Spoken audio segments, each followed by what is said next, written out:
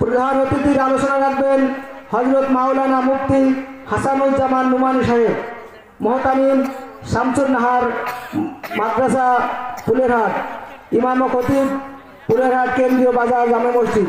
হযরতকে তার মূল্যবান বয়ান রাখার জন্য সনিবয় অনুরোধ জানাচ্ছি।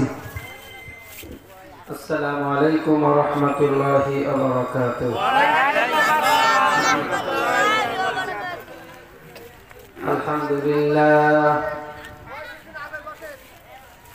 আলহামদুলিল্লাহ নাহমাদুহু ওয়া নাস্তাঈনুহু ওয়া নাস্তাগফিরুহ ওয়া নাউযু বিল্লাহি মিন শুরুরি আনফুসিনা ওয়া মিন সাইয়্যাতি আ'মালিনা। من يهده الله فلا مضل له ومن يضلله فلا هادي له وأشهد أن لا إله إلا الله وحده لا شريك له ونشهد أن سيدنا وسندنا وحبيبنا وطبيب قلوبنا ومولانا محمدا عبده ورسوله أرسله بالحق بشيرا ونذيرا وداعيا إلى الله بإذنه وسراجا منيرا. أما بعد فأعوذ بالله من الشيطان الرجيم. بسم الله الرحمن الرحيم. ادعوا ربكم استجب لكم. وقال النبي عليه الصلاة والسلام: ثلاث دعوات مستجابات لا شك فيهن: دعوة المظلوم ودعوة المسافر ودعوة المولد على ولده. وقال تعالى: إن الله وملائكته يصلون على النبي يا أيها الذين آمنوا صلوا عليه وسلموا تسليما. সকলে দরুদ ইব্রাহিম পড়ে যেটা নামাজে পড়া হয়। اللهم صل على محمد وعلى آل محمد كما صليت على إبراهيم وعلى آل إبراهيم إنك حميد مجيد. اللهم بارك على محمد وعلى آل محمد كما باركت على إبراهيم وعلى آل إبراهيم إنك حميد مجيد. بلغ العلا بكماله كشف الدجى بجماله حسنت جميع خصاله صلوا عليه وآله. بلغ العلا بكماله كشف الدجى بجماله حسنت جميع خصاله صلوا عليه وآله. तौहीद की अमानत सीनों में है हमारा, आशा नहीं मिटाना नामोनिशा हमारा. बलगल उला बिकमालिही कशफत दुजा बिजमालिही हसनत जमीअ खसालिही सल्लु अलैहि व आलिहि. सर्वप्रथम সে আল্লাহ পাক রব্বুল আলামিনের দরবারে শুকরিয়া আদায় করি যে মহান মালিক আমাদেরকে একটা সুন্দর মজলিস কায়েম করে দোয়ার আয়োজনে আল্লাহ তাআলা শরীক হওয়ার তৌফিক দিয়েছেন। এজন্য আল্লাহ তাআলা দরবারে শুকরিয়া আদায় করে আলহামদুলিল্লাহ। সাথে সাথে নবী পাকের উপর দরুদ ও সালাম পেশ করি, যে নবী আমাদেরকে প্রত্যেকটা ক্ষেত্রে প্রত্যেকটা জায়গার দোয়া শিক্ষা দিয়েছেন। ওই নবীর উপরে আমরা দরুদ ও সালাম পেশ করি সাল্লাল্লাহু আলাইহি ওয়াসাল্লাম।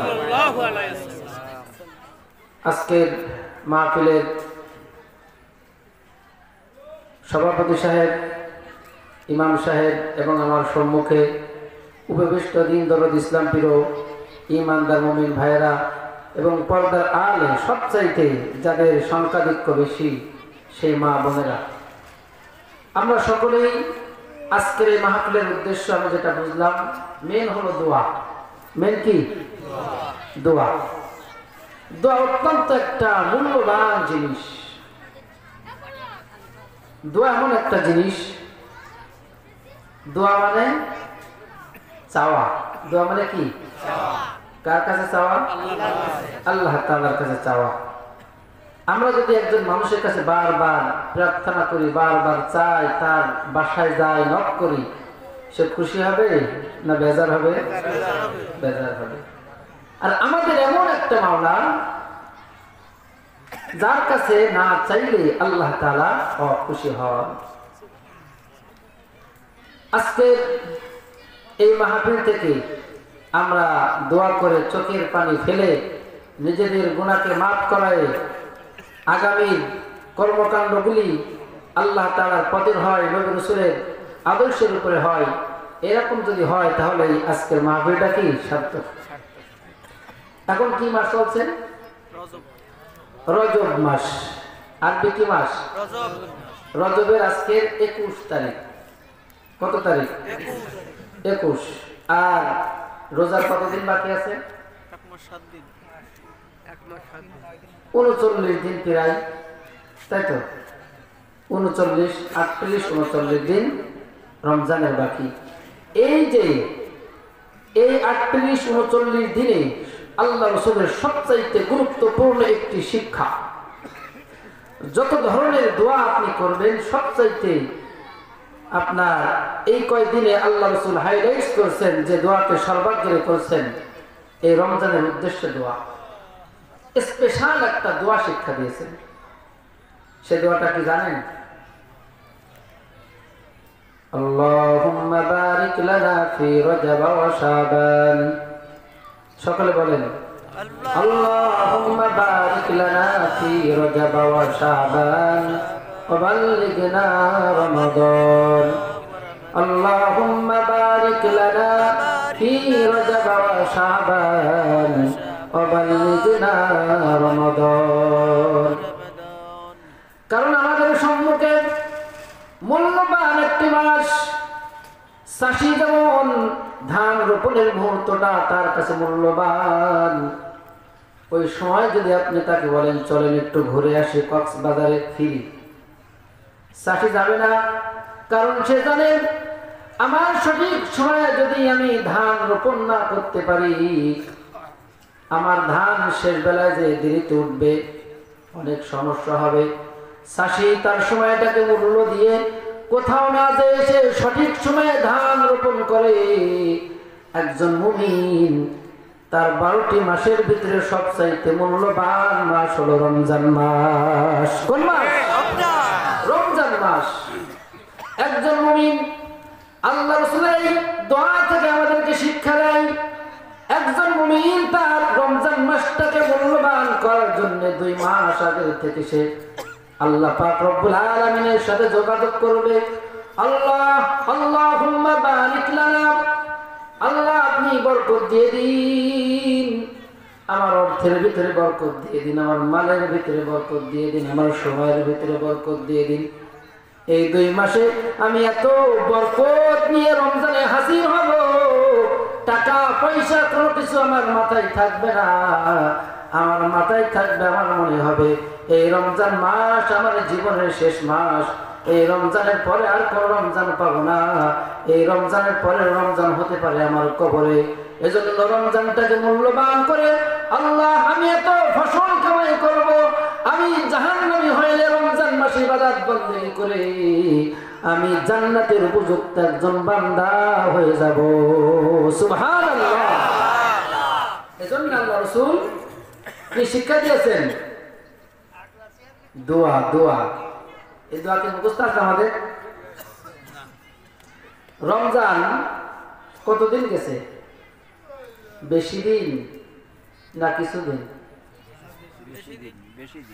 কেমন মনে আসছে? রমজান কি অনেক দিন আগে গেছে না কিছুদিন? মনে হচ্ছে কি এই যে কিছুদিন মনে হচ্ছে, এটা কিসের আলামত? কোনদিন কিছুদিন মনে হচ্ছে, এটা হলো কিয়ামতের আলামত। কিসের আলামত? এই দোয়ার ভিতরে আল্লাহ রাসূল বলেছেন আল্লাহুম্মা বারিক লানা, আল্লাহ বরকত দাও।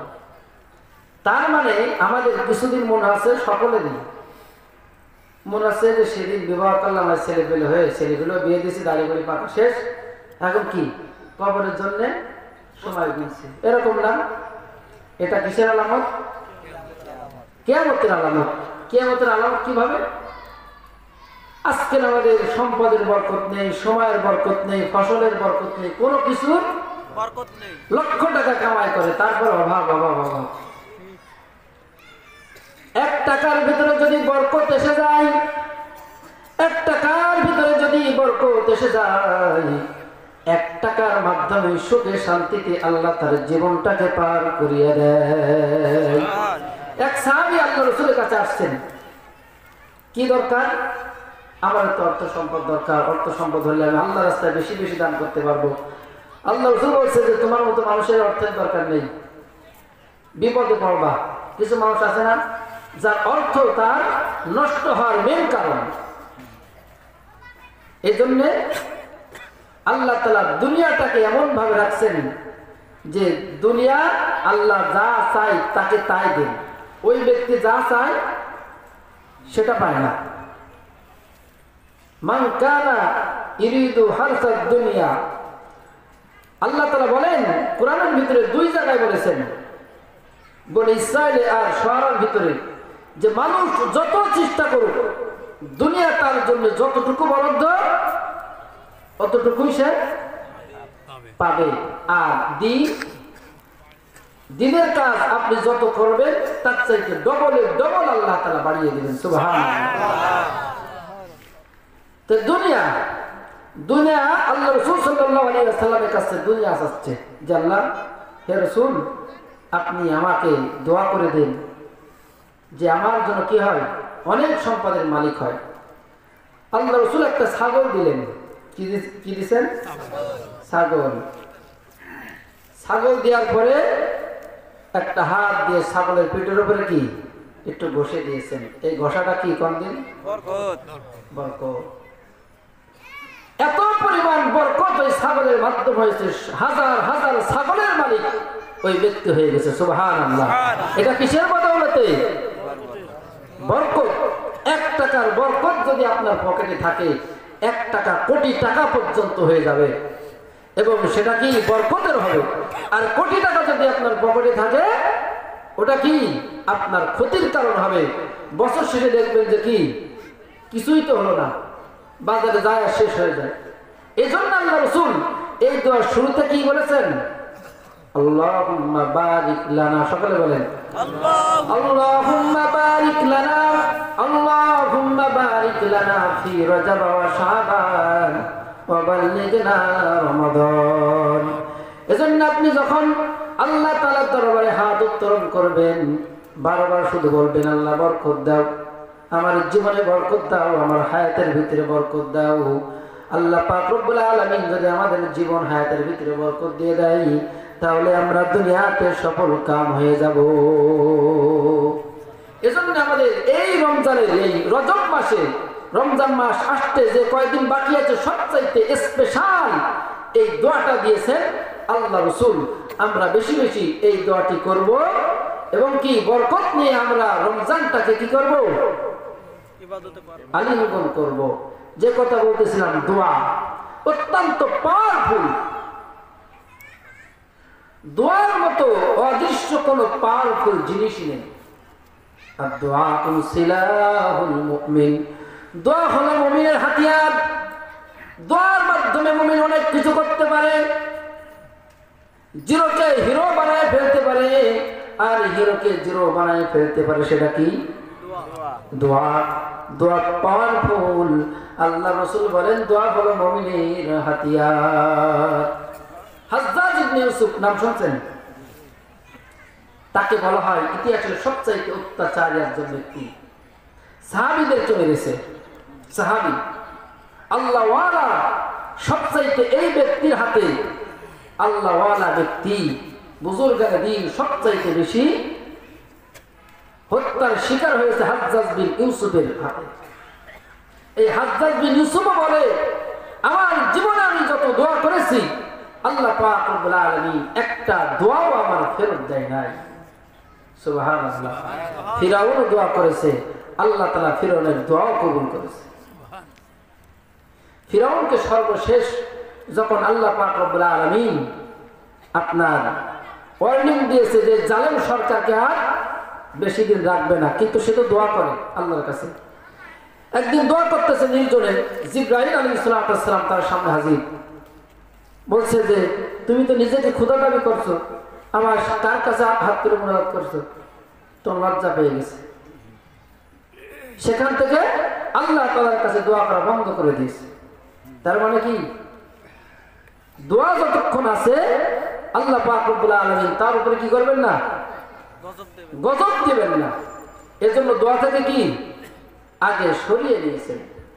হাজ্জাজ বিন ইউসুফ বলে, আমি জীবনে যত দোয়া করেছি আল্লাহ পাক রব্বুল আলামিন একটা দোয়াও আমাকে ফেরত দেন নাই।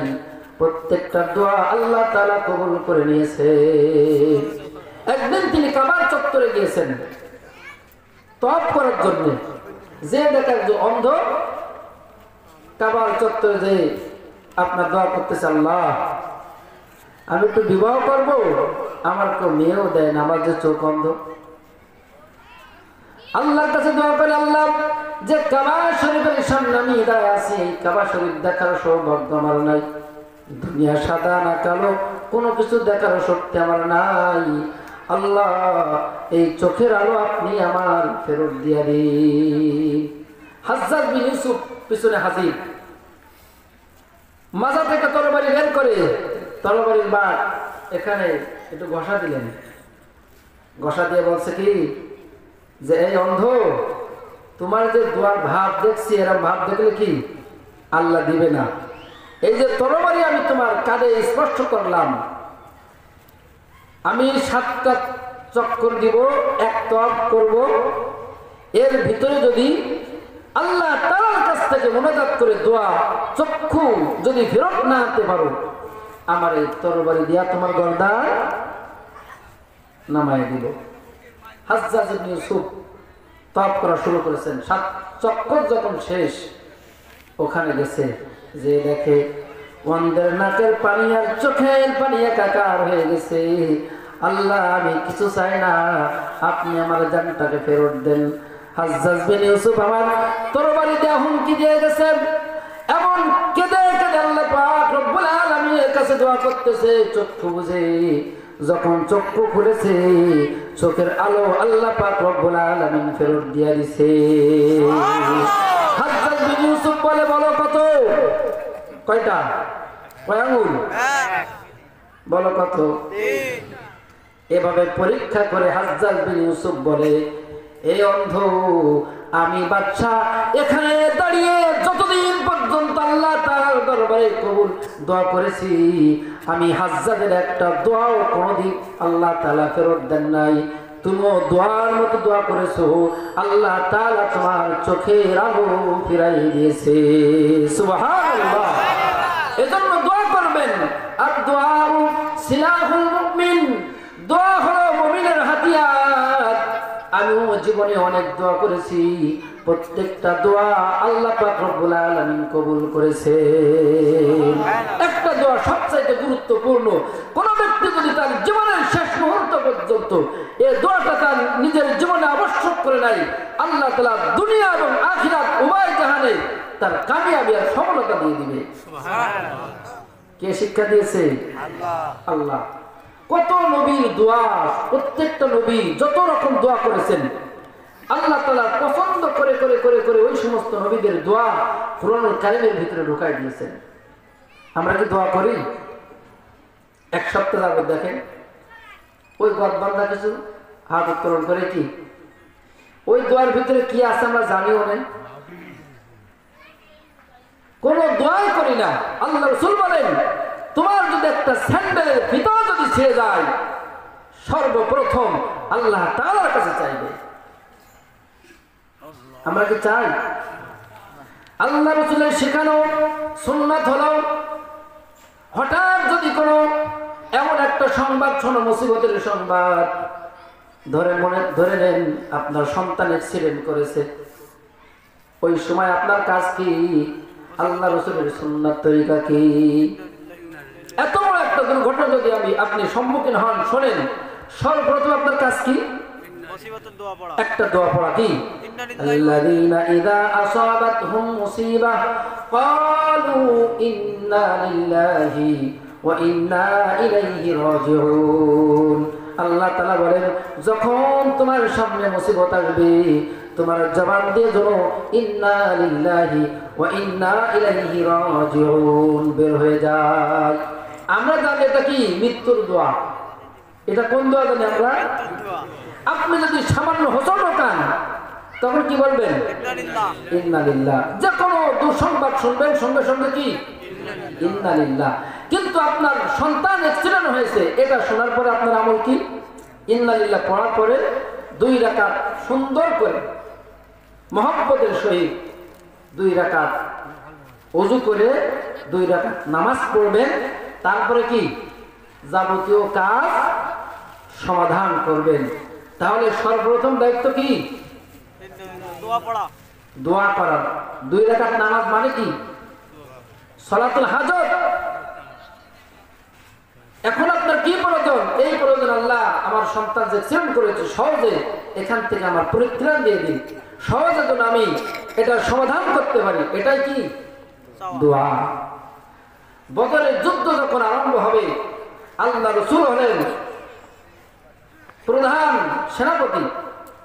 হযরত আবু বকর সিদ্দিক রাদিয়াল্লাহু তাআলা আল্লাহ রাসূলকে খুঁজতেছেন, যখনই যুদ্ধ শুরু হবে প্রধান সেনাপতি নেই, সমস্যা। খুঁজতে খুঁজতে যে দেখেন তিনি তাঁবুর ভিতরে আল্লাহ রাসূল দোয়া করতেছেন। আল্লাহ রাসূল দোয়া করতেছেন, আল্লাহ আমার মক্কা জীবনের সমস্ত মুসলমানদের কাজ বদরের ময়দানে হাজির করেছি, আজকের এই ময়দানে যদি মুসলমানরা যদি হেরে যায়, আমার সৈন্য সংখ্যা কম তাদের সৈন্য সংখ্যা বেশি, আমার বিভিন্ন শ্রেণীর সৈন্য আর তাদের সব যুবক, আমাদের কাছে তরবারি নেই, যুদ্ধের সরঞ্জাম নাই, আমি ময়দানে যুদ্ধ করতে চাই না, আসমান থেকে আপনি ফয়সালা দিয়ে দিন, বিজয়টা মুসলমানদের জন্য জন্য হয়ে যায়। আবু বকর সিদ্দিক পেছন দেখতে গিয়ে বলে, ইয়া রাসূলুল্লাহ এখনই যুদ্ধ আরম্ভ হবে, আপনি দোয়ায় লিপ্ত আছেন। আল্লাহ রাসূল বলেন, হে আবু বকর আমি দোয়া করে যদি আসমান থেকে যদি বিজয়টা ছিনিয়ে আনতে পারি তাহলে আমাদের যুদ্ধের প্রয়োজন নাই। সাহাবায়ে কেরাম বলেন বদরের ময়দানে যখন যুদ্ধ করতেছি যুদ্ধের ভিতরে সাহাবায়ে কেরামের ঘুম চলে আসছে, সমস্ত সাহাবায়ে কেরাম যুদ্ধের ময়দানে ঘুমাইতেছে, চোখের ভিতরে ঘুম, সামান্য চোখ মেলতেছে, মনে করতেছে কাফেরকে মারবো, কিন্তু চোখ খোলার পরেই দেখে কাফের তার গর্দান উড়ে গেছে। ওই যে আল্লাহ রাসূল দোয়া করেছে, আল্লাহ পাক রব্বুল আলামিন 3000 ফেরেশতা জমিনে বদরের ময়দানে কাফেরদের বিরুদ্ধে নামায়ে দিয়েছে। দোয়ার বরকতে শুধু 3000 নয়, আল্লাহ পাক রব্বুল আলামিন সূরা আলে ইমরানের ভিতরে বলেছেন, হে পয়গম্বর মুমিনের ভিতরে যদি ঈমান আর ধৈর্য থাকে আমি 3000 নয় বদরের ময়দানে মুমিনদের ইতমিনানের জন্য 5000 সৈন্য আমি আল্লাহ পাক রব্বুল আলামিন বরাদ্দ করে দিলাম। দোয়ার পর আদ-দুআউ সিলাহুল মুমিন, দোয়া হলো মুমিনের শক্তিশালী হাতিয়ার। এই দোয়া বর্তমান মুসলমান ভুলে গেছে। আল্লাহ পাক রব্বুল আলামিন আমাদের উপরে রাগান্বিত। আল্লাহ রাসূল বলেছেন যে মানুষের কাছে চাইলে মানুষ রাগান্বিত হয়, কিন্তু আল্লাহর কাছে না চাইলে আল্লাহ তাআলা রাগান্বিত হয়। এমন সন্তান আছে পিতামাতা মারা গেছে কিন্তু পিতামাতা শিখাইতে পারে নাই, পিতামাতা মারা গেলে কি দোয়া পড়তে হয়, রব্বিরহামহুমা কামা রাব্বায়ানি সগীরা। আল্লাহ তাআলা শেখানো দোয়া আল্লাহ তাআলা শিখাই দিতেছেন, হে সন্তান তোমার পিতামাতার জন্য যদি এমন ভাবে দোয়া করো, আল্লাহর শেখানো দোয়া রাসূলের না, তাহলে আল্লাহ পাক রব্বুল আলামিন ওই পিতামাতাকে যাবতীয় গুনাহ ক্ষমা করে দিয়ে জান্নাতের ফয়সালা আল্লাহ পাক রব্বুল আলামিন করে দিবে। কারণ এই দোয়াটা কে শিখিয়েছেন? আল্লাহ পাক রব্বুল আলামিন। এরকম শত শত দোয়া আল্লাহ তাআলা কোরআনুল কারীমের ভিতরে আমাদের জন্য শিক্ষা দিয়েছেন, কিন্তু আমরা কি করি না? সময় নেই, নামাজ পড়বো 2 রাকাত সুন্নাতের তার সময় নেই। আপনার জীবনের যাবতীয় সমস্যা সব কি দোয়ার ভিতরে রেখে দিয়েছেন। এমন কোন জায়গা নেই যে যেখানে কি নেই, দোয়া নেই। আমরা যখন এই মসজিদটা শেষ করবো, শেষের একটা দোয়া আছে।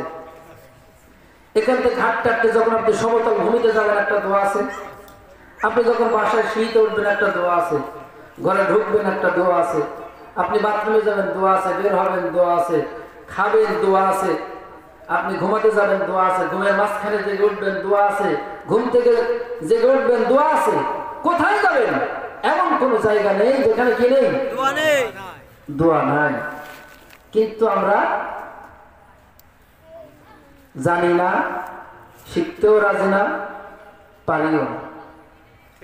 যত দোয়া আছে আমার কাছে একটা গুরুত্বপূর্ণ দোয়া, সেটা আমার কাছে মনে হয় আল্লাহ রাসূল যত জায়গায় দোয়া দিয়েছেন, আপনি মসজিদে ঢুকেছেন, ঢুকে দোয়া পড়তে ভুলে গেছেন, ভিতরে যেয়ে কি দোয়া পড়ার সুযোগ আছে?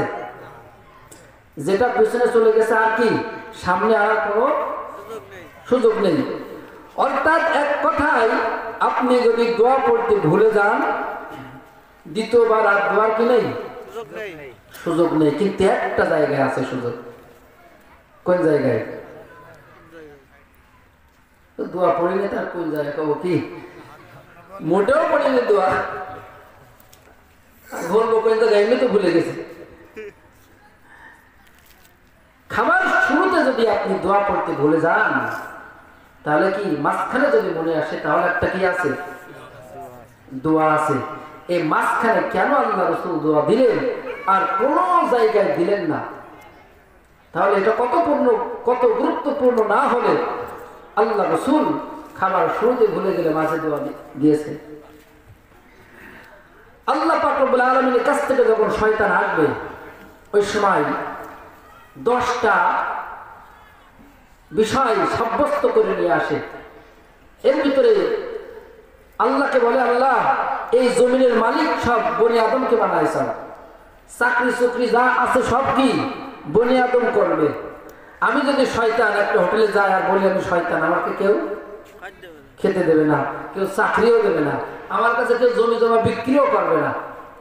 এখন আপনি আমার বাড়ির ব্যবস্থা করেন আর খাওয়ার ব্যবস্থা করেন। আল্লাহ রাসূল বলেন, শয়তানের এই কথা বলার পরে আল্লাহ পাক রব্বুল আলামিন তার বাড়ি হিসেবে দিয়েছেন বাথরুম। কি দিয়েছেন? বাথরুম। এখন শয়তানের বাড়ি সুন্দর না আমাদের নিজেদের বাড়ি বেশি সুন্দর? আমরা কিছু না করলো কি জামার সুতো ধরি যে জামায় আসবে, ভালো খারাপ বাথরুম হলে হবে? জামার কথা বলে হলেও কি কোথাও টাইলস না হলে বাথরুমে টাইলস লাগাতে হবে। মসজিদে টাইলস না হলেও কি মসজিদে বাথরুম আছে টাইলস। হ্যাঁ, ওটা কার জায়গা? শয়তানের জায়গা। মহিলাদের সবচাইতে শয়তানে বেশি ধরে বাথরুম থেকে। বাথরুমের ভিতরে কে থাকে? শয়তানের থাকার জায়গা কোনটা? বাথরুম। এই জন্য আল্লাহ রাসূল দোয়া শিক্ষা দিয়েছেন, আল্লাহুম্মা ইন্নী আউযু বিকা মিনাল খুবুসি ওয়াল খাবাইস।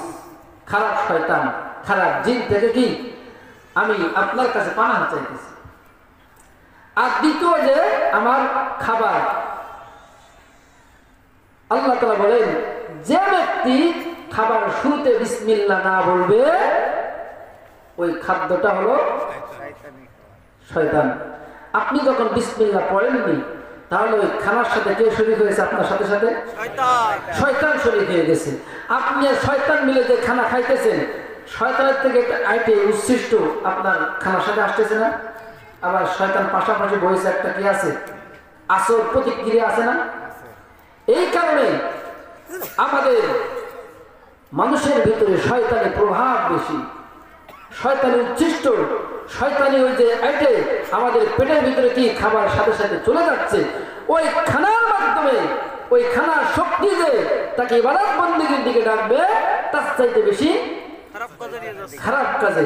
যদিও মসজিদে যায়, মনটা সব বাজারে রেখে আসে, একেবারে শেষ সময় মসজিদে যায়। আবার সবার আগে কি মসজিদে যাওয়ার আগে টাইম ফিক্স করে যায়।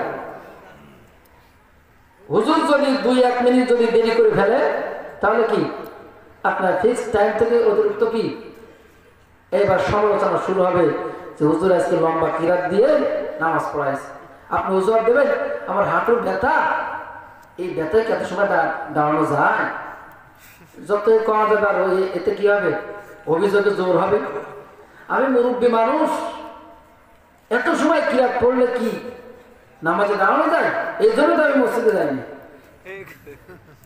কত রকম অজুহাত। আমরা মসজিদে যাই কি সময় ফিক্স করে, কিন্তু বাজারে কি ফিক্স করে যায়? শুরুতে যাই, কিন্তু কোন সময় আসবো কি আনলিমিটেড, কিন্তু মসজিদে যাই ঠিক লিমিট করে। কারণ কি আমাদের ভিতর শয়তানি পাওয়ার বেশি। আমরা যে খানা খাওয়ার সময় যে আল্লাহ রাসূল বিসমিল্লাহ শিক্ষা দিয়েছেন, এটা আমরা কি পড়ি না। আল্লাহ রাসূল একদিন সাহাবীর সাথে খানা খাইতেছেন, খানা খাইতে খাইতে একটা খানা পড়ে গেছে। পড়ে যাওয়ার পরে ওই খানাটা গড়াইতেছে, আর ওই সাহাবী ধরতেছে আর কি খানা সামনে যাচ্ছে। আল্লাহ রাসূল হাঁটছেন। এক সময় ওই সাহাবী খানাটা ধরে ধুয়ে তারপরে খেয়ে নিছেন। এবং জিজ্ঞাসা করতে, ইয়া রাসূলুল্লাহ, আপনি হাঁটতেছেন?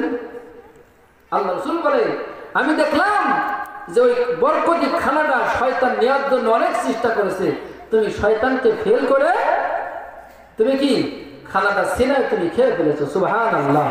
কারণ ওই সাহাবী তো দোয়া পড়েছে, প্লেট থেকে তো খাওয়া যাবে না। প্লেট থেকে খাওয়া যাবে? এর বাইরে যেগুলো পড়ে গেছে কি সেখান থেকে খাওয়া যাবে। এজন্য আল্লাহ রাসূল সাল্লাল্লাহু আলাইহি ওয়াসাল্লাম আমাদেরকে দোয়া শিক্ষা দিয়েছেন, খবরদার, খানা হলো মূল্যবান জিনিস, যে জিনিসের মাধ্যমে আপনার গায়ে শক্তি হবে, যে জিনিসের মাধ্যমে ওই শক্তি দিয়ে তুমি আল্লাহর কাজ করবে, ওই শক্তি দিয়ে আল্লাহ পাক রব্বুল আলামিনের জিকির করবে, ওই শক্তি দিয়ে তুমি ভালো কাজ করবে, ওই শক্তি দিয়ে আল্লাহ তাআলার দরবারে সিজদা দিবে।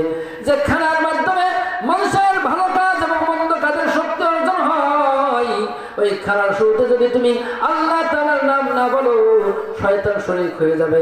আল্লাহ রাসূল বলেন, শুরুতে যদি তুমি ভুলে যাও, মাঝখানে যদি তোমার মনে এসে যায় বিসমিল্লাহি আউওয়ালাহু ওয়া আখিরা বলবে। আল্লাহ রাসূল বলেন, খানার মাঝখানেও যদি এই দোয়া কোন ব্যক্তি পড়ে, অথবা খানার শেষেও যদি ভুলে যাওয়ার দোয়াটা পড়ে, আল্লাহ রাসূল বলেন, এত সময় ধরে শয়তান যা তার পাত্র থেকে খেয়েছে, বমি করতে করতে সেখান থেকে বিদায় নিয়ে যায়। সুবহানাল্লাহ। দোয়া কত মজবুত! আর দোয়া সিলাহুল মুমিন, দোয়া হলো মুমিনের হাতিয়ার।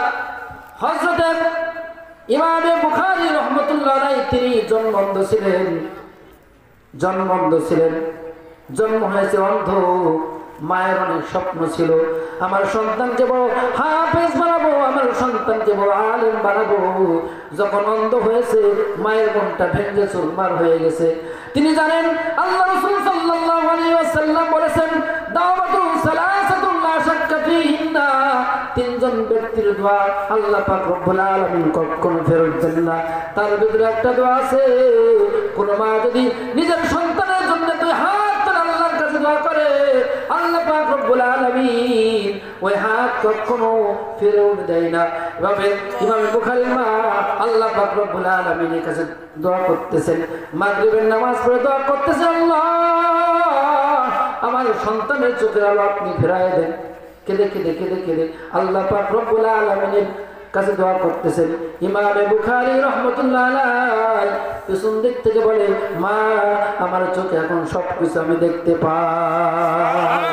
আল্লাহ পাক রব্বুল আলামিন মায়ের দোয়ার ভিতরে তো পার রেখেছেন, পিতা মাতার দোয়ার ভিতরে তো পার রেখেছেন। আল্লাহ পাক রব্বুল আলামিন এই পিতা মাতার দোয়া কখনো ফেরত দেন না।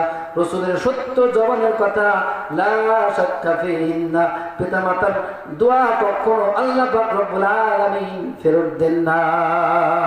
কত পাপ দিয়েছেন পিতা মাতার জবানের ভিতরে, কিন্তু আমরা বুঝি না। রাগ করে সন্তানের প্রতি এমন কথা বলে ফেলি যেটা কি তার জন্য মারাত্মক হয়ে যায়। এমন ঘটনা হাদিসে পাকের ভিতরেও আল্লাহ রাসূল রেখেছেন। জুরাইল রাহমাতুল্লাহি আলাইহি নাম শুনেছেন অনেকে। তিনি অত্যন্ত আল্লাহওয়ালা, জীবনে বিবাহ করেন নাই।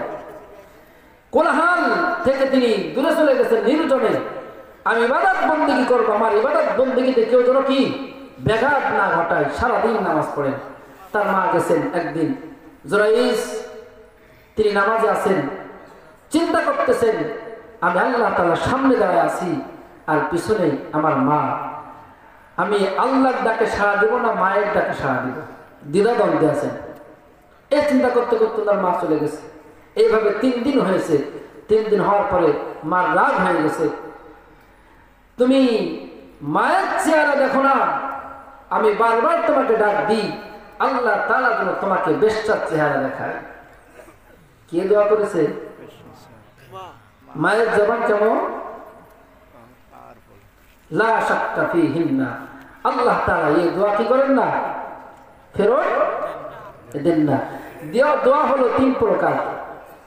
একটা দোয়া আল্লাহ তাআলা কি তৎক্ষণাৎ কবুল করেন, আর একটা দোয়া কি কিছুদিন পরে দেরিতে কবুল করেন, আর একটা দোয়া আল্লাহ তাআলা কবুল করেন না।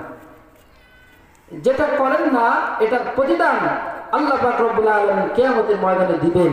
এত পরিমাণ দিবেন, ওই ব্যক্তি আল্লাহকে বলবে, আল্লাহ সারা জীবন যদি আমার কোনো দোয়া না হতো, আজকের কত নিয়ামতের ভাগীদার, কত সওয়াবের ভাগীদার আমি কিয়ামতের ময়দানে হয়ে যেতাম।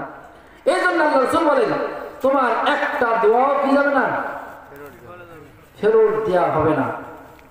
হয়তো দুনিয়াতে নয়তো আখিরাতে আপনি আপনার দোয়াকে ফেরত পাবেন। এই জন্য আমরা কি করবো? দোয়া করবো। তো যখনই হাত তুলবেন কিছু কিছু দোয়া, মেন কিছু দোয়া মুখস্থ করবেন। তার ভিতরে একটা দোয়া হলো, রব্বানা আতিনা ফিদ দুনিয়া হাসানাহ ওয়া ফিল আখিরাতি হাসানাতাও ওয়া কিনা আযাবান নার। আমার মনে হয় একটা মানুষের যদি এই একটা দোয়া কবুল হয়ে যায়, তার দুনিয়া এবং আখিরাত সফল কাম। যারা হাজী সাহেব আছেন তাদেরকে মনে হয় এই দোয়াটা শেখানো হয়। কাবা শরীফ দেখার পরে সর্বপ্রথম একটা দোয়া কবুল হয়। এই দোয়াটা শিক্ষা দেওয়া হয় যে কি কাবা শরীফ দেখার পরে তুমি এই দোয়াটা পড়বে। কারণ যে সাচ্চা মুসলমান কাবা শরীফের দিকে তাকানোর পরই তার হৃদয়টা নরম হয়ে যায়, তার চোখ দিয়ে পানি বের হয়ে যায়। ওই মুহূর্তে যে দোয়াটা করা হয় আল্লাহ পাক রব্বুল আলামিন কবুল করে নেন। সে দোয়াটা কি? রব্বানা আতিনা ফিদ দুনিয়া হাসানাতাও ওয়া ফিল আখিরাতি হাসানাতাও ওয়া কিনা আযাবান নার। আল্লাহ পাক রব্বুল আলামিন সূরা বাকারার ভিতরে এই দোয়াটা আল্লাহ তাআলা শিক্ষা দিয়েছেন। তুমি আল্লাহ তাআলার কাছে দোয়া করো, আল্লাহ তাআলার কাছে চাও, আল্লাহ আমি তোমার বান্দা, আমি দুনিয়াতেও কষ্ট করতে চাই না, আমি আখিরাতেও কষ্ট করতে চাই না। দুই জানে বিনা কষ্টে আমার জীবনটাকে আপনি পার করায় দেন। কোন মানুষের জীবনে যদি এই দোয়াটি আল্লাহ পাক রব্বুল আলামিন কবুল করে নেয়, হাজার কষ্টের ভিতরেও তার মনে কোনো কষ্ট থাকবে না, তার মনে থাকবে সুখ, প্রফুল্ল আর আনন্দ। কারণ আল্লাহ পাক রব্বুল আলামিনের কাছে ওই ব্যক্তি দোয়া করেছে, রব্বানা আতিনা ফিদ দুনিয়া হাসানা, আল্লাহ আমার এই দুনিয়াকে তুমি সুন্দর করে দাও, ওয়াল আখিরাতি হাসানা, এবং আখিরাতকে আপনি সুন্দর করে দেন, ওয়া কিনা আযাবান নার, জাহান্নামের আগুন থেকে আমাকে মুক্তি দিয়ে দেন। এই সমস্ত গুরুত্বপূর্ণ কিছু দোয়া নিজের সারা জীবনের জন্য পাথর হিসেবে সংগ্রহ করে রাখবে। একটা দোয়া যদি কবুল হয়ে যায়, যদি কবুল নাও হয় সমস্যা, কবুল যদি নাও হয় তারপরও কি সমস্যা নাই। কিয়ামতের ময়দানে এত দিবেন আপনি খুশি হয়ে যাবেন। এজন্য আজকে এই মাহফিলের প্রথম এবং প্রধান আমার কথা হলো এই যে আপনারা কি করবেন, বেশি বেশি করে দোয়া। আর এই মুহূর্তে রজব মাসের সবচাইতে শ্রেষ্ঠ দোয়া কি, স্পেশাল দোয়া, আল্লাহুম্মা বারিক লানা ফি রজব ওয়া শাবান ওয়া বাল্লিগনা রমাদান। দ্বিতীয় কথা, আমার মা বোনেরা আছেন তাদের জন্য, সময় শেষ, 10টা বাজে গেছে। আপনাদের অনেক আয়োজন আপনারা করেছেন, তাই না? অনেক দেরি হয়ে যাবে, 10টায় শেষ কথা। মা বোনদের, ইন্নাল্লাহা ইউহিব্বুত তাওয়াবিন ওয়া ইউহিব্বুল মুতাতাহহিরিন। আল্লাহ পাক রব্বুল আলামিন সবচাইতে পছন্দ করেন, ভালোবাসেন পবিত্র ব্যক্তিকে। কাকে? পবিত্র ব্যক্তিকে। আল্লাহ রাসূল সাল্লাল্লাহু আলাইহি ওয়াসাল্লাম যখন আরশ মহল্লায় ছিলেন, জিবরাইল আলাইহিস সালাম তার পাশে ছিলেন না। আল্লাহ রাসূলের অনেক ভয় হচ্ছিল, নির্জন, কোনোদিন আসে নাই আরশ মহল্লায়, চারিদিকে অন্ধকার। হঠাৎ তিনি শুনতেছেন একটা পায়ের আওয়াজ, পরিচিত একটা আওয়াজ। আওয়াজটা কার? বিলাল, হযরতে বিলাল। আল্লাহ রাসূলের একটু সাহস হয়েছে, এতে পরিচিত বিলালের পায়ের আওয়াজ। আল্লাহ রাসূল দুনিয়াতে আসলেন, আসার পরে বিলালকে বলছে, বিলাল কি এত আমল করো, তোমার পায়ের আওয়াজ আরশ মহল্লা পর্যন্ত যায়। কিন্তু বিলালকে কি মক্কার মানুষ মূল্য দেয়? গায়ের রং কালো, আল্লাহ বাসে বড় ভালো। এই বিলালের পাওয়ার কি, পায়ের আওয়াজ আরশ মহল্লায় যায়। তো বিলাল, তোমার পায়ের এত পাওয়ার, আমলটা কি করো? কোন আমলের পাহাড়ে তোমার পায়ের আওয়াজ আরশে চলে যায়? বিলাল বলেন, ইয়া রাসূলুল্লাহ, আল্লাহ পাক রব্বুল আলামিন হলেন পবিত্র, আল্লাহ তাআলা কখনো অপবিত্র হন না। আমি বিলাল আমার জীবনের সবচাইতে একটা আমল মজবুত ভাবে আমি ধরে নিয়েছি। আল্লাহ যেমন পবিত্র, আমিও বিলাল থাকবো সব সময় পবিত্র। ইয়া রাসূলুল্লাহ, আমার যখন ওযু ভেঙে যায় আমি তৎক্ষণাৎ ওযু করে নেই, একটু সময় নাই না, কারণ আমার আল্লাহ তাআলার একটা গুণের সাথে আমি বিলালের মিল হয়ে যাবে। ইয়া রাসূলুল্লাহ, আমার মনে হয় এই একটা আমলের কারণেই আল্লাহ পাক রব্বুল আলামিন আমার পায়ের পাওয়ারকে এমন বাড়ায় দিয়েছে, কোন ব্যক্তির পায়ের পাওয়ার আরশ মহল্লায় যায় না, কিন্তু আমি বিলালের পাওয়ার আরশ মহল্লায় যাই। মঈনুদ্দিন চিশতি রহমাতুল্লাহ আলাইহি, মঈনুদ্দিন চিশতি রহমাতুল্লাহ আলাইহি বয়ান করতেছেন, তার চেহারা দেখে বয়ান শুনে হাজার হাজার মানুষ মুসলমান হয়ে গেছে। মুসলমান হয়ে যাওয়ার পরে মায়ের কাছে গেছে, মাকে বলে, মা আজ হাজার হাজার মানুষ আমার এই হাত দিয়ে কালেমা পড়ে মুসলমান হয়ে গেছে। মা বলে, মঈনুদ্দিন, এটা তোমার পাওয়ার না, এটা হলো তোমার মায়ের পাওয়ার। তোমার মায়ের কারণে আজকে তোমার হাতে হাজার হাজার মানুষ মুসলমান হয়েছে। মা জানতে চাই কি তোমার পাওয়ার? মা বলে, মঈনুদ্দিন, তুমি যখন আমার গর্বে আসছো, আমি সারা জীবন আমল করেছি। গর্বে আসার পরের দিন থেকে কোনোদিন অপবিত্র অবস্থায় আমি তোমাকে বহন করি নাই। আমার যখন ওযু হয়ে গেছে তৎক্ষণাৎ আমি ওযু করে নিয়েছি। গভীর রজনীতে তোমার যখন জন্ম হয়ে গেছে, তুমি গভীর রজনীতে দুধ খাওয়ার জন্য জেগে উঠেছো। আমি তো ঘুমিয়ে গেছিলাম, আমার তো ওযু ভেঙে গেছে। আমি তৎক্ষণাৎ তোমার বুকের উপরে হাত রেখে আমি দ্রুত দৌড়ে যে ওযু করে পবিত্র অবস্থায় তোমাকে দুধ পান করাইছি। 3টা বছর, 2.5 বছর দুধ পান করেছি, আর পেটে রেখেছি। কোনদিন তোমাকে অপবিত্র অবস্থায় আমি মা কোনদিন তোমাকে খাওয়াই নাই। এই যে আমি পবিত্র থেকেছি, এই পবিত্রতার পর তোমার ভিতরে এমন হয়ে গেছে, তোমার হাতে হাজার হাজার না লক্ষ লক্ষ মানুষ মুসলমান হয়ে যাবে। ও মঈনুদ্দিন, এটা তোমার পাওয়ার না, এটা হলো তোমার মায়ের পাওয়ার। আল্লাহ তাআলা বলেন, ইন্নাল্লাহা ইউহিব্বুত তাওয়াবিন ওয়া ইউহিব্বুল মুতাতাহহিরিন। আল্লাহ পাক রব্বুল আলামিন ওই বান্দাকে সবচাইতে বেশি ভালোবাসেন যে বান্দাটা সব সময় পবিত্র অবস্থায় থাকে। আল্লাহ রাসূল বলেছেন, যখন আপনার রাগ হয় তখন শয়তান আপনার কাছে হাজির হয়ে যায়, ওই সময় যদি আপনি ওযু করে নেন আপনার রাগটা পানি হয়ে যাবে। আল্লাহ রাসূল সাল্লাল্লাহু আলাইহি ওয়াসাল্লাম বুজুর্গানে দিন বলেন, আপনি যদি সব সময় ওযুর হালতে থাকেন এই বডি কখনো গুনাহের দিকে তোমাকে ধাবিত করবে না। যখন আপনি ওযু করবেন আপনার জবান বলবে আল্লাহ আল্লাহ বল, আপনার পাও বলবে মসজিদে যা, আপনার শরীর বলবে 2 রাকাত নামাজ পড়। সব সময় তোমাকে ভালো কাজের দিকে আহ্বান করবে যদি তোমার শরীরটা পবিত্র থাকে। এজন্য মা বোনদেরকে বলবো, তোমার সন্তানদেরকে পবিত্র হালাত শিক্ষা দাও। এক বুজুর্গের দিন নামটা মনে আসছে না, একজন বলেন, একদিন আমি মাগরিবের সময় হাজির হয়ে গেছি তাদের এলাকায়, ছোট্ট ছোট্ট বাচ্চা দেখি খেলা করা অবস্থায় সরাসরি মসজিদের ভিতরে ঢুকে নামাজ পড়া আরম্ভ করে দিয়েছেন। আমি ভাবলাম মনে হয় ওযু করার মাসলা তারা জানে না। যখন মসজিদ থেকে নামাজ পড়ে বের হয়েছে আমি জিজ্ঞাসা করলাম, তোমরা ওযু না করে মসজিদের ভিতরে কেন গেছো? সন্তানরা বলে, বাসনবান্দারা বলে, আমাদের পারিবারিক শিক্ষা হলো কখনো ওযু অবস্থায় ছাড়া কখনো বেওযুতে আমরা থাকবো না। আমরা খেলা করছিলাম কিন্তু আমরা ওযু অবস্থায় ছিলাম, এজন্য সরাসরি মসজিদের ভিতরে চলে গেছি। এজন্য ভাইরা আমার, 2টা আমলের কথা বললাম, এই আমলের 2টার এত পাওয়ার। এই 2টা আমল যদি আপনার জীবনে মজবুত ভাবে ধরে রাখতে পারে, আল্লাহ পাক রব্বুল আলামিন আপনার জীবন সাকসেস করে দিবেন।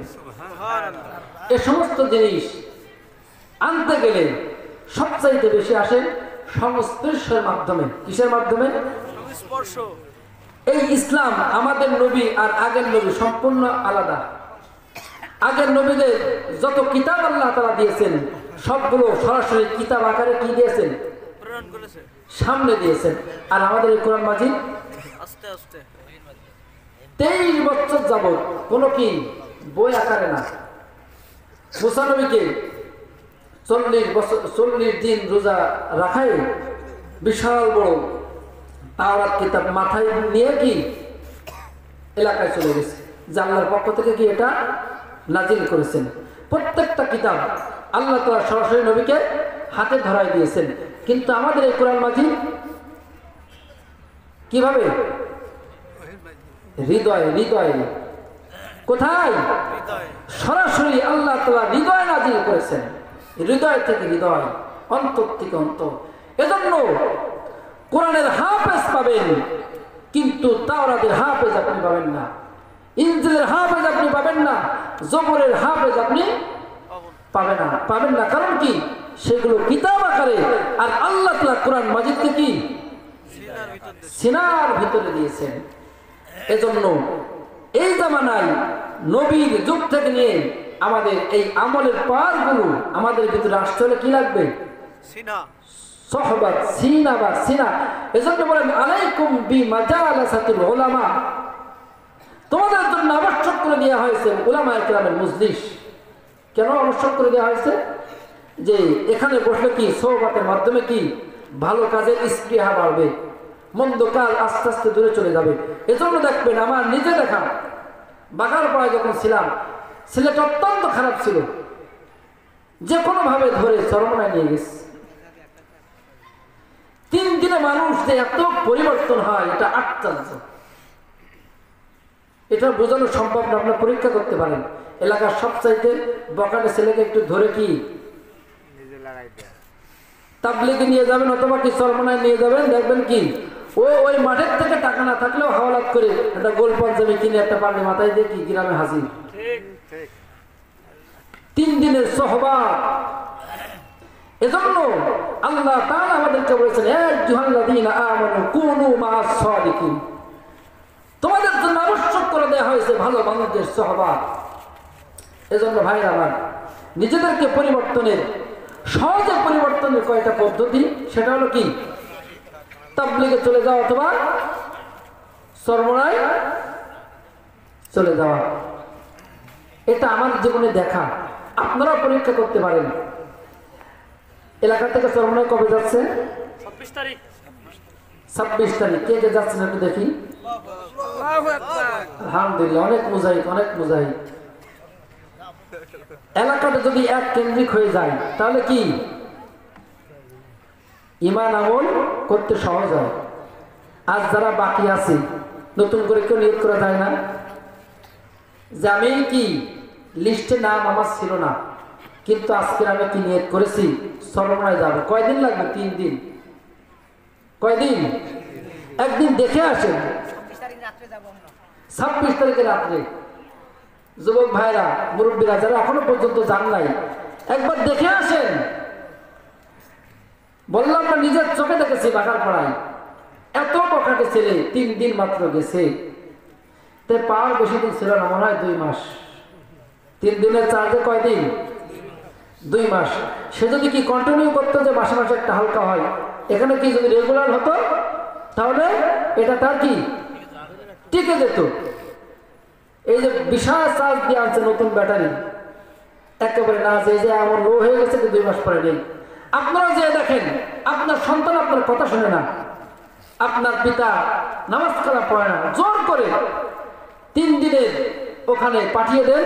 আল্লাহর রহমতে, বুজুর্গানে দিনে সোহবতে ভালো ভালো মানুষের এই জিকির আজকারের এই মজলিস থেকে আল্লাহ পাক রব্বুল আলামিন ভালো কিছু জিনিস কি তার ভিতরে দিয়ে দিবে, যার কারণে অনেক দিন পর্যন্ত সে কি নামাজ ছাড়বে না, জিকির ছাড়বে না। এখন যদি বলা হয় কক্সবাজার যাওয়া হবে, তা লোকের অভাব হবে? মা বোনরাও কি ছোট মাসুম বাচ্চা নিয়েও চলে যাবে। কিন্তু এই যে ভালো কাজের, এটা আমাদেরকে যেতে দেয় না কে? শয়তান। কারণ যদি চলে যায়, শয়তানের একটা লোক কি হয়ে গেল? মাইনাস হয়ে গেল না? এই ভালো কাজের দিকে কি ইসলামে আছে? ভালো কাজের পরামর্শ কি করলে তোমার কি হয়ে যাবে? আর ভালো কাজ করার তৌফিক হবে না। হজ ফরজ হয়েছে, সঙ্গে সঙ্গে হজ করতে হবে। যদি বলেন যে মেয়ে বিবাহ দেয়নি, এখনো সন্তান চাকরি ধরে নাই, তাহলে কি ওই ব্যক্তির হজ হবে না। এই জন্য ভাইয়ের আমার, নতুন করে কি কেউ আছেন যে একটু নিয়ত করবেন যে আমি জিকির শিখে আসবো, নামাজ শিখে আসবো, আল্লাহ ওয়ালাদের এলাকায় একটু দেখে আসবো? আছে কি? যদি আপনি মারা যান এই কয়েকদিনের ভিতরে, কত খরচ হবে? 3 দিনে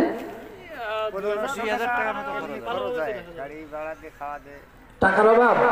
টাকার অভাবে কে কে যেতে না বলেন তো দেখি। টাকার অভাবে আছে কেউ যে নিয়ত করেছিলাম কিন্তু কি টাকা নেই? এরকম আছে না মানুষ?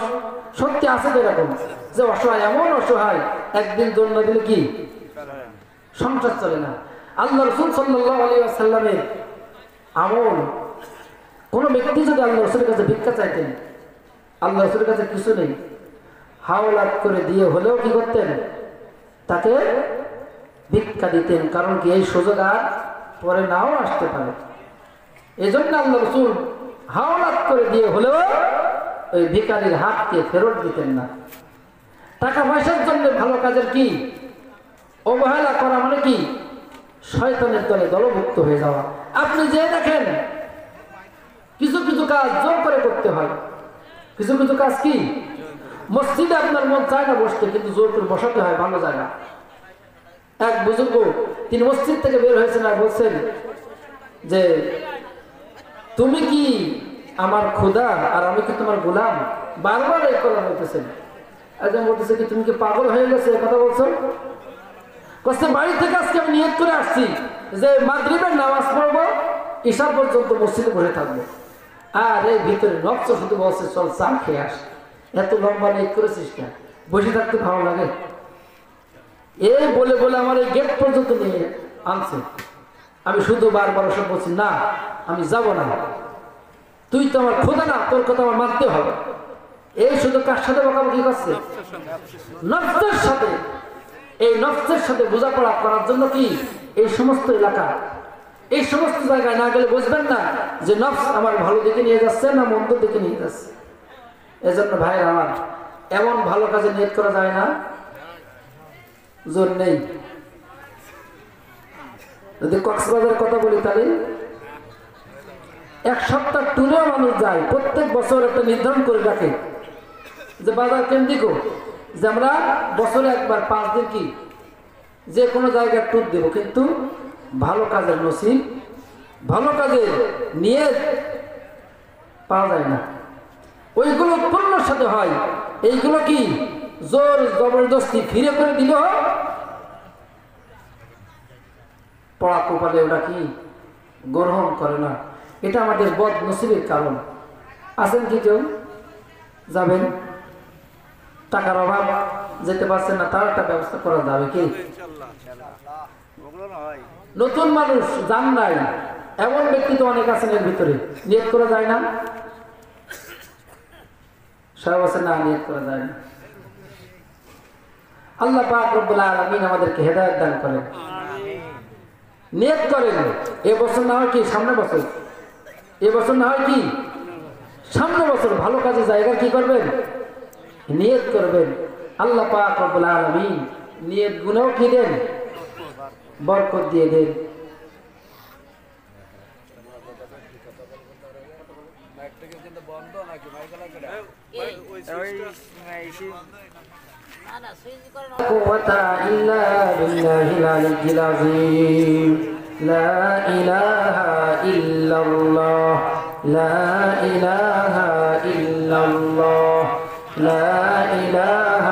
বললেন আপনার বাড়িতে আগুন লাগতে পারে না, কিভাবে সম্ভব? ওই সাহাবী বলে আমি আল্লাহ রাসূল সাল্লাল্লাহু আলাইহি ওয়াসাল্লামের কাছে শুনেছি কোন ব্যক্তি যখন বাড়ি থেকে বের হবে আল্লাহ পাক রব্বুল আলামিন সেখানে দোয়া পড়বে বিসমিল্লাহি তাওয়াক্কালতু আলাল্লাহ, ওই বাড়ির পাহারাদার স্বয়ং আল্লাহ পাক রব্বুল আলামিন হয়ে যাবে। যে ঘরের পাহারাদার আল্লাহ পাক রব্বুল আলামিন হবে ওই ঘরে কখনো আল্লাহর অনুমতি ছাড়া আগুন লাগতে পারে না, আর কখনো আল্লাহ পাক রব্বুল আলামিন আমার ঘরে আগুন লাগার অনুমতি দিবে না। কারণ আল্লাহ রাসূলের শেখানো দোয়া আমি শিখে সেই দোয়া সেখান থেকে আমি আমল করা শুরু করে দিয়েছি। বিসমিল্লাহি তাওয়াক্কালতু আলাল্লাহ। কেউ যদি ঘর দরজা বন্ধ করার সময় এই দোয়াটি পড়ে আল্লাহ পাক রব্বুল আলামিন ওই ঘরের হেফাজতকারী হয়ে যায়। আল্লাহ পাক রব্বুল আলামিন রাসূলের মাধ্যমে দোয়া শিক্ষা দিয়েছেন। আল্লাহ তাআলা কোরআন কারীমের ভিতরে বলতেছেন ফাইদাস তাওয়াইতা আনতা ওয়া মাহু সুবহানাল্লাযী সাখখারা লানা হাযা ওয়া মা কুন্না লাহু মুকরিনিন। কোন ব্যক্তি যখন যানবাহনের উপরে উঠবে তখন যদি এই দোয়াটি সে আমল করা শুরু করে দেয় আল্লাহ পাক রব্বুল আলামিন ওই যানবাহনে যতক্ষণ পর্যন্ত থাকবে আল্লাহ তাআলার হেফাজতের উপরে থাকবে। আমার এক বন্ধু বলতেছিলেন আমি একটা বাসের ভিতরে উঠেছি, ভাগ্যক্রমে আমি সামনের সিট, বাসটা অ্যাক্সিডেন্ট করেছে, এমন কোন মানুষ ছিল না বাসের ভিতরে যার আঘাত লাগে নাই, বাসটা এমন ভাঁজ হয়ে গেছে। আল্লাহ পাক রব্বুল আলামিন আমাকে ওই ভাঁজের ভিতরে রেখেছে। লোকজন মনে করতেছেন আমি মনে হয় মারা গেছি, সকলকে পাওয়া যায় কিন্তু আমাকে পাওয়া যায় না। এক সময় বাস কেটে আমাকে বাহির করা হয়েছে, মানুষ সকল আশ্চর্য হয়ে গেল, হুজুরের কিছুই হলো না। হুজুর আমাকে বলে আমার মনে হয় আল্লাহ পাক রব্বুল আলামিনের শেখানো দোয়া পাঠ করিয়া আমি বাসের ভিতরে উঠেছিলাম। সুবহানাল্লাযী সাখখারা লানা হাযা ওয়া মা কুন্না লাহু মুকরিনিন। আল্লাহ পাক রব্বুল আলামিন এই দোয়ার বরকতে আমাকে হেফাজত করেছেন। হযরত আলী রাদিয়াল্লাহু তাআলা আনহু বলেন কেউ যদি যানবাহন ওঠে তাহলে তার জন্য মুস্তাহাব আমল হলো যখন উঠবে এই সময় বিসমিল্লাহ বলবে, যখন সিটের উপরে বসবে তখন আলহামদুলিল্লাহ বলবে। আলহামদুলিল্লাহ বলার পরে তারপরে আল্লাহ তাআলা শেখানো দোয়া পড়বে, সুবহানাল্লাযী সাখখারা লানা হাযা ওয়া মা কুন্না লাহু মুকরিনিন। ওই সময় পর্যন্ত হেফাজতের দায়িত্ব থাকবে আল্লাহ পাক রব্বুল আলামিনের। ঘটনাক্রমে যদি সে ইন্তেকাল হয়ে যায়, ওই যানবাহনের উপরে থেকে যদি সে মারা যায়, তাকে হুকমি শহীদ হিসেবে আল্লাহ পাক রব্বুল আলামিন কবুল করে নেন। এই জন্য ভাইরা আমার, দোয়ারও ভাইলা করা যাবে না, সব সময় দোয়ার উপরে থাকবেন। আর দোয়াও সিলাহুল মুমিন, দোয়া হলো মুমিনের শক্তিশালী হাতিয়ার। দোয়া কি? মুমিনের শক্তিশালী হাতিয়ার।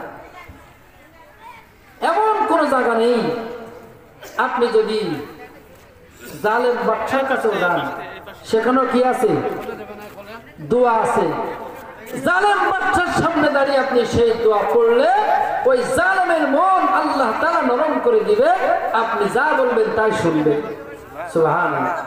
এজন্য ভাইরা, আমরা দোয়ার উপরে আমল করার চেষ্টা করব। ছোট ছোট করে করে দোয়া, কিছু মজবুত মজবুত সুন্দর সুন্দর পাওয়ারফুল কিছু দোয়া আমাদের জীবনে শিখে রাখবো।